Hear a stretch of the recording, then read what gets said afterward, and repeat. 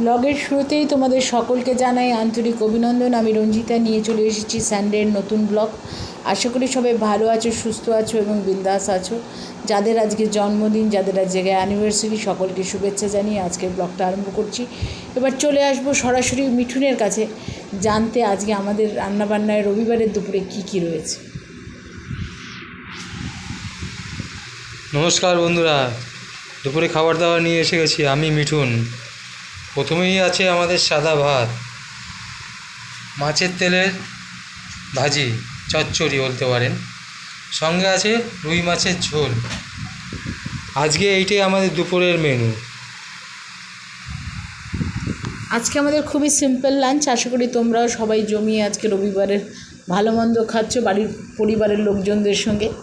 আমরা দুজন মানুষ, তাই জন্য আমাদের রান্নাবান্না খুবই কম, খুব অল্প অল্প খাবার। অনেক রান্না হয় না, কেন অতিরিক্ত রান্না করে সেটা নষ্ট করাটা ঠিক নয়।